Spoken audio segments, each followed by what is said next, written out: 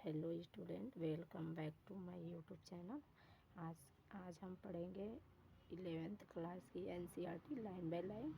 तो आज के चैप्टर में हम स्टार्ट करेंगे जीवों में जगत। ये क्लास 11th की फर्स्ट चैप्टर है, जीवों में जगत यानी सजीव जगत। ये हैं एर्नेस्ट मेयर, इसके जनक हैं। तो इसमें एक क्वेश्चन और भी पूछा जाता है। 19वीं शताब्दी के डार्विन की 19वीं शताब्दी की डार्विन यूनिट में क्वेश्चन पुटअप हो सकता है। तो ये एर्नेस्ट मेयर है, 19वीं शताब्दी के डार्विन एर्नेस्ट मेयर है। ये इन्होंने 100 साल जिया था। तो जीवों में जीव जगत ये 5 प्रकार का है। तो पहला है वृद्धि सजीवों में वृद्धि धनात्मक आंतरिक वृद्धि होती है, और निर्जीवों में धनात्मक ऋणात्मक वृद्धि बाहरी वृद्धि होती है।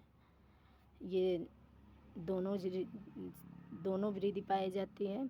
जनन है, दूसरा है जनन लैंगिक व अलैंगिक जनन। जनन में लैंगिक और अलैंगिक दोनों जनन पाया जाता है। जंतुओं में आ गया खच्चर, बद्ध, श्रमिक मक्खी जो घरेलू मक्खी होती हैं। और तीसरा है कोशिका के आधार पे सेल, टिश्यू, ऑर्गेनिक, मल्टीसेलुलर और एनिमल। चौथा है उपापचयी अभिक्रिया, कैटाबोलिज्म, एनाबोलिज्म। पांचवा है चेतना।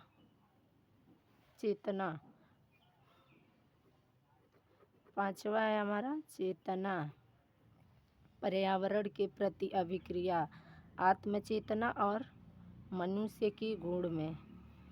और ये है कोमा पेशेंट। ये भी पुटअप होता है कि कोमा पेशेंट निर्जीव हैं या जीव हैं। तो हमारे कोमा पेशेंट जीव होते हैं। इसमें आंतरिक बाहरी वृद्धि सब होती है, तो इसलिए इनको सजीव माना गया है। इसमें कुछ नहीं है। इस पैराग्राफ में आप चाहे तो देख सकते हैं, आपके लिए कुछ हो तो पढ़ सकते हैं। चलिए फिर हम आगे नेक्स्ट पैराग्राफ स्टार्ट करते हैं। नेक्स्ट है हमारा प्रत्येक प्रकार के पौधे, जंतु अथवा जीवों में जीव जो आप देखते हैं किसी एक जाति स्पीसीज का प्रतीक है। स्पीसीज का प्रतीक है। अब तक ज्ञात तथा वर्णित स्पीसीज की संख्या लगभग, स्पीसीज मतलब जीव जंतु, ये मानो तो अब तक 1.7 मिलियन से लेकर 1.8 मिलियन तक हो सकती है। हम इसे जैविक विविधता अथवा पृथ्वी पर जीवों की संख्या का प्रकार कहते हैं। हमें यह स्मरण रखना चाहिए कि जैसे जैसे हम नए तथा यहाँ तक कि पुराने क्षेत्रों का भी खोज करते हैं, हमें नए नए जीवों का भी पता लगता रहता है। हम जब खोज करते हैं तो मान लीजिए पुराने जीवों का खोज करने जाते हैं तो हमें नए नए जीवों का भी पता लगता रहता है। और ये 1.7 मिलियन से 1.8 मिलियन जातियां हैं, जिसमें से 1 पादप है, 1.2 मिलियन से 1.3 मिलियन तक जंतु हैं। जैसा कि ऊपर बताया गया है कि विश्व में कई मिलियन पौधे तथा प्राणी हैं। हमें पौधों तथा प्राणियों में उनके स्थानीय नाम जाने जाते हैं। ऊपर बताया, अभी ये बताए हम कितने जंतु और कितने पादप हैं। तो पौधे तथा प्राणियों मिले हैं। पौधों तथा प्राणियों में उनके स्थानीय नाम होते हैं, उनके हर एक जगह की नाम होती है। जैसे कि कोई भी वस्तु हो, उनका एक स्थानीय नाम, जैसे मान लो कुत्ता है, बिल्ली है, तो सबका एक स्थानीय नाम होता है। स्थानीय एक ही देश में विभिन्न स्थानों के अनुसार बदले जाते हैं, और इनको एक ही देश में विभिन्न स्थानों के विभिन्न देशों के विभिन्न स्थानों के अनुसार भी बदल दिए जाते हैं, बदलते रहते हैं। यदि हमने कोई भी ऐसी विविधता निकाली जिनके द्वारा हम किसी जीव के विषय में चर्चा कर सके जो शायद इनमें ब्रह्मकारी स्थिति पैदा हो सकती है।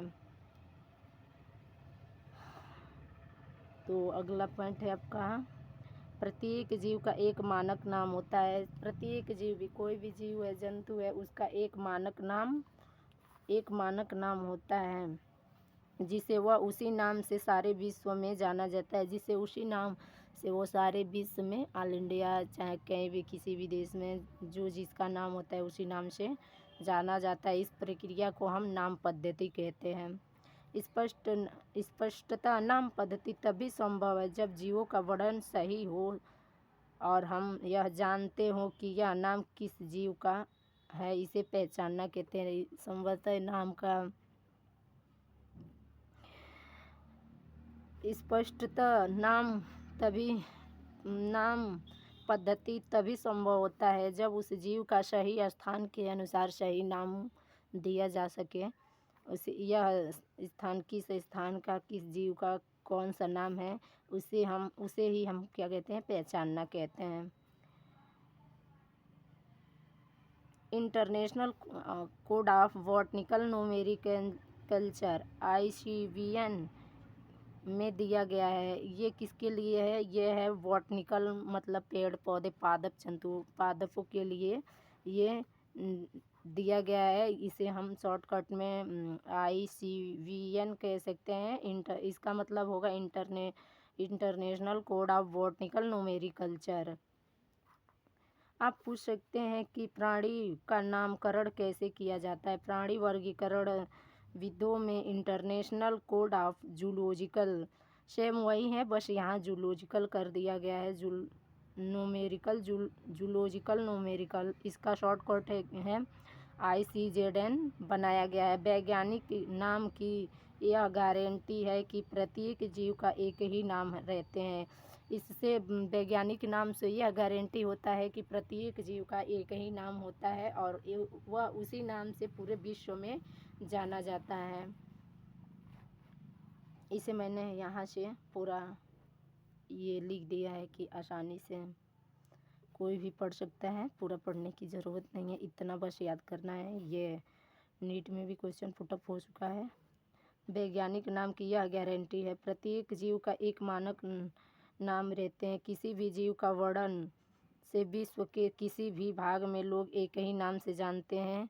किसी भी जीव का वर्णन कर दिया जाता है, उसका नाम रख दिया जाता है, तो किसी भी जीव का नाम, किसी भी पादपों का नाम पूरे विश्व में हर जगह एक ही नाम से उसे लोग जानते हैं। सार्वजनिक सामान्य नियमों का पालन करते हुए प्रत्येक नाम के 2 घटक होते हैं। प्रत्येक नाम के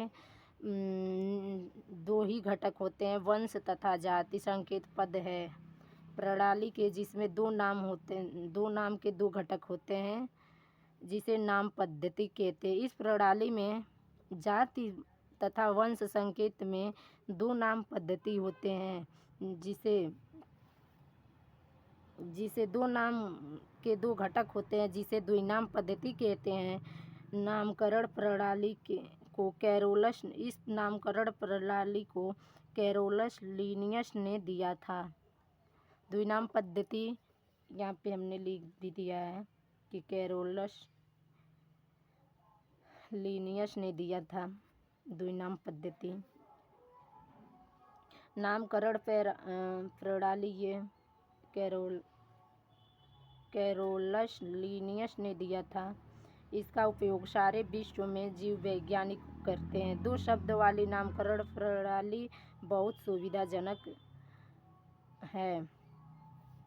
आम का, जैसे कि आओ हम अब आपको हम दिखाते हैं उदाहरण के लिए वैज्ञानिक द्वारा नाम देने की विधि को समझाया गया है। जैसे कि आम का उदाहरण में वैज्ञानिकों ने क्या लिया था? आम लिया था, जिसका वैज्ञानिक नाम मिंजीफेरा इंडिका है। तथा आप यह देख सकते हैं कि यह नाम कैसे द्विपद्धति है। नाम मिंजीफेरा इंडिका में इसमें कौन जाति है, कौन वंश है, इसमें 2 नाम पद्धति है, दोनों को बताया गया। तो मिंजीफेरा क्या है, हमारा वंश नाम है और इंडिका हमारा विशिष्ट स्पीसीज अथवा जाति है।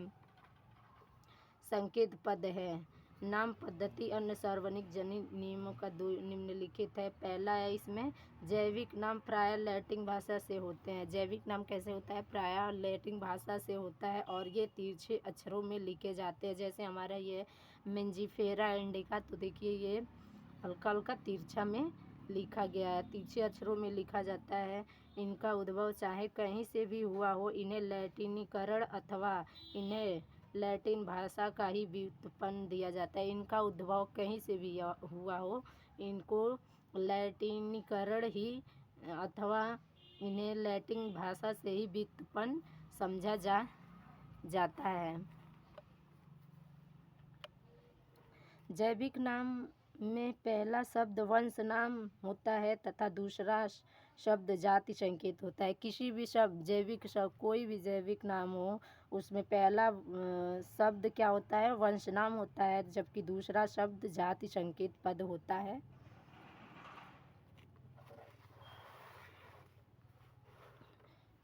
यहाँ भी हमने शॉर्टकट में लिख दिया है।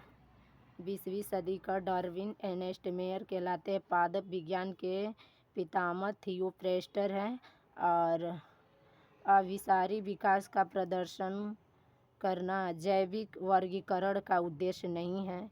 ये हमने 3 क्वेश्चन का 3 आंसर लिखा है। और इसमें तीसरा है, थर्ड है आपका, जैविक नाम को जब हाथों से लिखते हैं तब दोनों शब्दों को अलग अलग रेखांकित अथवा छपाई में तिरछा लिखना चाहिए। जब हम किसी भी जैविक नाम को लिखते हैं, मान लीजिए आम में मिंजीफेरा इंडिका हुआ, जैसे आम का वैज्ञानिक नाम है, तो हम उसको लिखे हाथ से अगर लिखेंगे तो उनको दोनों अक्षरों को अलग अलग और छपाई में तिरछा लिखेंगे। रेखांकन उनके लैटिन भाषा में उद्भव करेंगे। चौथा है, पहला अक्षर वंश नाम को बताता है और बड़े अक्षर में होना चाहिए। चौथा क्या कह रहे हैं कि पहला अक्षर जो है वो वंश नाम को, जैसे मिंजीफेरा है वो क्या है, वंश नाम है और यह बड़े अक्षर में होना चाहिए, मतलब इसको लिखते समय वो बड़े अक्षर में होना चाहिए। जाति संकेत पद में छोटा अक्षर होना चाहिए। जो मिंजीफेरा इंडिका उदाहरण से इसका व्याख्या कर सकते हैं। और जाति शब्द क्या लिखेंगे, उसको हम छोटे अक्षरों में लिखेंगे। जाति शब्द के पद अर्थात जैविक नाम को अंत में, किसी भी जैविक नाम को हम लिखेंगे तो उसके नाम के अंत में क्या लिखते हैं, उस लेखक का नाम लिखते हैं। जैसे उदाहरण के लिए उदाहरण के लिए ये एनसीईआरटी में दिया हुआ है मिंजीफेरा इंडिका, इसके लास्ट में क्या लिखा गया है, लीन, मतलब लीनियस ने इसका नाम दिया था। सब अर्थात है सब पहले स्पीसीज का वर्णन लीनियस ने किया था। अर्थात सबसे पहले स्पीसीज का वर्णन किसने किया था, लीनियस ने किया था। यद्यपि सभी जीवों का अध्ययन करना लगभग संभव नहीं है, इसलिए युक्त बनाने की को आवश्यकता है जो संभव कर सके। इस प्रक्रिया को वर्गीकरण कहते हैं। इस प्रक्रिया को हम क्या करते हैं, वर्गीकरण कहते हैं। वर्गीकरण वह प्रक्रिया है जिसे कुछ सरलता दृश्य गुणों के आधार पर सुविधाजनक वर्ग में वर्गीकृत किया जा सके। उदाहरण के लिए हम पौधों अथवा प्राणियों, कुत्ता, बिल्ली अथवा कीट सरलता से पहचान लेते हैं। वर्गीकरण का अर्थ हुआ कि किसी भी प्राणी को उसको वर्गीकृत करके उसके नाम से, उसे पेड़ पौधा जंतु जीव जो भी हो उसके नाम से हम आसानी से पहचान लेते हैं। जैसे हम इन शब्दों का उपयोग करते हैं, जैसे हम किसी शब्दों का उपयोग करते हैं, उन शब्द का हमारे मस्तिष्क में जीव ऐसे कुछ गुण आ जाते हैं जो उनका वर्ग संबंध होता है। मान लीजिए हमने नाम लिया बिल्ली का, तो अब मेरे मन को यही मन में आएगा कि हाँ बिल्ली का आकार कैसा होता है, बिल्ली का रंग रूप, ये सब हमारे मस्तिष्क में आ जाएगा। जैसे आपने कुत्ते के विषय में सोचा तो हमारे मस्तिष्क में क्या प्रतिबिंब बनेगा? कुत्ते का प्रतिबिंब बनेगा। कुत्ते का रूप, रंग, आकार कि ये नाम कुत्ता ही हो सकता है। स्पष्टतः आप कुत्ते को ही देखेंगे, न कि बिल्ली को। आपके मन में जिसका नाम लेंगे, आपके मस्तिष्क में वही प्रतिबिंब बनेगा, आप उसी को देखेंगे।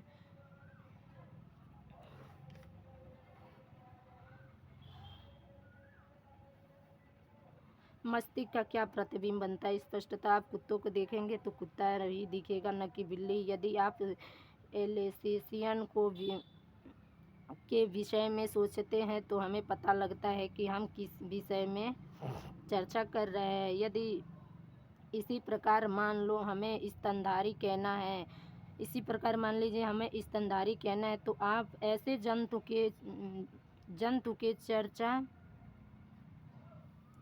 के विषय में सोचेंगे जिसके बाह्य, कान और शरीर पर बाल हो। अगर मान लीजिए हमें स्तनधारी कहना हो, तो हम ऐसे जंतु के विषय में सोचेंगे जिसके बाह्य कान हो और शरीर पर बाल हो, जो कि ये स्तनधारी में आते हैं। इसी प्रकार पौधे में यदि हम गेहूं के विषय में चर्चा कर रहे हैं, तो हमारे मस्तिष्क में गेहूं का ही प्रतिबिंब आएगा। अगर हम गेहूं के विषय में चर्चा करते हैं तो हमारे मस्तिष्क में गेहूं का ही प्रतिबिंब आएगा। इसलिए ये सभी कुत्ता, बिल्ली, स्तनधारी, गेहूं, चावल, पौधे, जंतु आदि सुविधाजनक वर्ग है जिनका उपयोग हम पढ़ने में करते हैं। ये सब हमारे सारे क्या हैं? सुविधाजनक उपयोग वस्तु हैं जिनको हम क्या करते हैं? पढ़ने में उपयोग करते हैं। वर्गों का वैज्ञानिक शब्दावली क्या है? टैक्सा रखा गया है। वर्गों का वैज्ञानिक शब्दावली क्या है? टैक्सा है। यहाँ आप स्वीकार करना चाहिए कि टैक्सा विभिन्न स्तर पर सही वर्गों को बता सकता है। पौधे भी एक टैक्सा है, गेहूं भी एक टैक्सा है। इसी प्रकार जंतु, स्तनधारी, कुत्ता ये सभी क्या हैं? ये सभी एक टैक्सा हैं। लेकिन क्या आप जानते हैं कि कुत्ता एक स्तनधारी और स्तनधारी प्राणी है। इसलिए प्राणी स्तनधारी कुत्ता विभिन्न स्तरों पर टैक्सा को बताता है। तो आज के लेक्चर में हम रहने देते हैं इतना ही, और उम्मीद करते हैं कि ये हमारा लेक्चर आपको पसंद आया होगा। फिर मिलते हैं नेक्स्ट वीडियो में। Thank you.